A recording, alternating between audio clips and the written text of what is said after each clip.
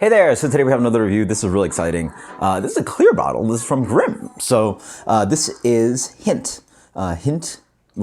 hint of blackberries and plums. So what they did is that they used blackberries and plums in their Borogov, and so that's I guess like a mixed fermentation, more complex sour that's like way more fruity. And so instead of like throwing out all that fruit, you actually get a second life out of the fruit, and you can actually make a tiny little beer here. So this is their take on an unboiled, which is actually a pretty interesting process. I should probably dig into that, but there's definitely reasons for boiling, including sanitation, isomerization of hops, coagulation of proteins, creation of hop break. Anyway, there's a whole to do about that. But with this kind of like traditional way of them making Berliner Weiss, they're not boiling it. They're using a mixed culture in here, and then I guess they're aging in a foeder, possibly. And so it's a tiny, tiny beer. It's a 3% beer with just a hint of fruit. And it's actually quite fun. Obviously, if you can get more out of those expensive fruits that you bought, why not? And make another beer out of it. And from what I understand, some breweries are actually looking into using hops for a second time, because like after dry hopping, there is still much, alpha acid, beta acid, and other compounds within hops that you could very use, possibly using, again, for a smaller beer.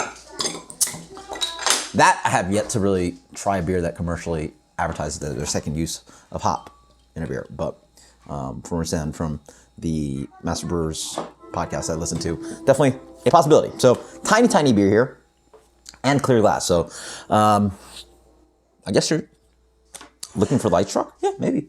I've had beers from them that I guess were like intentionally light struck in the sense that they purposely put the beer in green glass. And I could already smell it here. I smell fruit, and I think I smell light struck from like this distance. So I'm really digging into the aroma.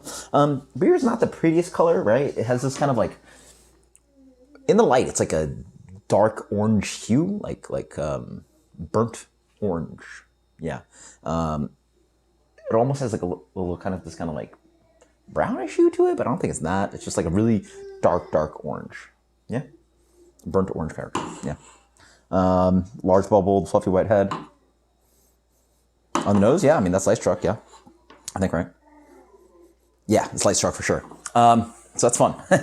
It's also fun to commercially try light struck beers, because I don't generally drink those, but it's nice to actually like smell again. So it's acidic, light struck, fruity. It's actually quite complex on the nose. It actually adds a layer of complexity to the beer. Granted, I mean, I think some people, especially like Cicerones, would find it very off flavor and like not desirable, especially with like familiar beers like Corona or Heineken. But here it's like fun.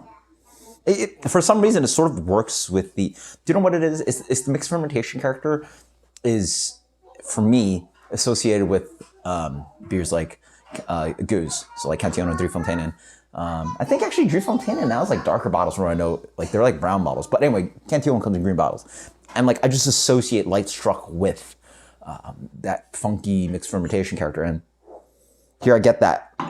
It's like the light fruitiness, like it really has a big nose for a beer that's like 3%. It has a little bit of tart berry and like stone fruit character, right?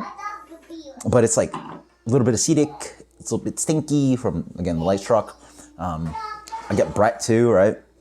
Some Brett in here too. So it's like it's a mixed culture Berliner. It's not just single strain lacto. There's complexity here. Wow, crazy nose. Oh yeah, see, that's like super tasty, right? So this is, despite it being like really complex in the nose, light struck and all that stuff, it's a really nice spritzy, tart, fruity beer. On the palate, it is very sour. Like this is full sour. And it honestly doesn't taste like Berliner. Like this tastes like mixed fermentation beer. It definitely leans with a noticeable amount of acidic. Not like overly dominant, but like you really do taste like a noticeable kind of like apple cider vinegar kind of flavor to it. Along with this balancing kind of lemony lacto note.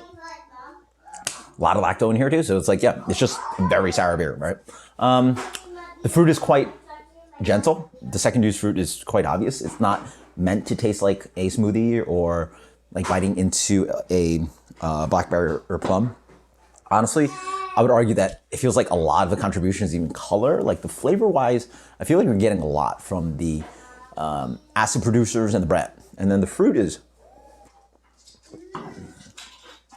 quite subtle. Like I get plum skin, and it's like maybe, so really what mostly I get is like the tannic qualities of the skins of those fruits, but not really the fleshy, sweet part of those fruits. So it's like, again, tannic and the acidic part of those fruits, not the sweet jammy. There's nothing jammy about this beer. What else did it say about this? Oak. Yeah, okay, so fruit age, maybe a little bit of drying oak quality. There's also dryness that from the Brett that's in their mixed culture. Wonderful lively carbonation. It's like moderate plus, medium plus a full carbonation. I mean, this easily drinks like, I would have guessed 6%, like not a big sour, but 6%. And this guy's a literally 3% beer. This is dangerous in the sense that, well, in a good way. At around 3%, I believe you're actually hydrating yourself at a rate that you can't even get wasted. So like, I mean, hell, you go to a beer festival and just drink this all day, you might as well just be hydrating yourself and staying sober. I think like, at least the paper that I saw is like somewhere around 3%. You're like, you're at the place where you're putting enough water in you, at least that percentage of beer. There's so much water to alcohol ratio, you're just like not gonna get anywhere. So you're just like, drink this forever. That's so impressive. Like huge aromatics, just so much flavor. Like, I mean, obviously a lot of it's just acidity, but it just doesn't taste flabby or, do you know what it is? I think it's the mixed culture, right? You get a little bit of fruit to cover it up, a little bit of the oak, a little bit of the Brett, and like instead of being a single strain lacto, you get the complexity of both lactic and acetic, and that's the prettiness of mixed fermentation. But I'm surprised more people don't push at 3. Like if you can make a beer this tasty at 3, why bother? Well, not why bother, but you don't need to always push at 5, 6, 7%. It'd be fun to see more beers at 3%. And maybe the light struck even helps that complexity too. So it's the mixed culture, it's the Brett, it's the fruit, it's the light struck, the clear bottle. Like, no wonder Grimm is one of my favorite breweries in New York, and also one of my favorite breweries ever. Didn't know what to expect walking into this, but the utility is so high, it's so repeatable. Like I would just love to look. What a refreshing kind of brew to add to a bottle share, or just enjoy and share yourself on a hot day. I wish I chilled this a little bit more. I think it'd be even more tasty. I have it like my regular kind of cellar temperature. Darwin needs to stop speaking. Kids need to go to bed. Let's go with a, it's so cool. Like the cool factor is just like, the impression is definitely there. Like impression, you know, you generally think of something at like 10% imperial stout, barrel age, or, you know, crazy, a lot of fruit, blah, blah, blah. But the impression I get from something this tiny, it just like means so much more. Like you can have a beer with a lot of impression at 3%. Like it's just so freaking impressive when it's 3%, right? Like it's like, what's a good analogy? Like when you've had the best salad you've ever had, like that's super impressive, right? You know, it's not a big porterhouse steak and all this dumb stuff. Like when you've had the best salad you've ever had, like, oh my God, like, wow. Like, right? That makes sense. So this is like the most impressive salad you've ever had. 97, that is Grimm Hint. It's not gonna blow your socks off, but it's gonna do a lot for something that's just so tiny. So until next time, cheers, later.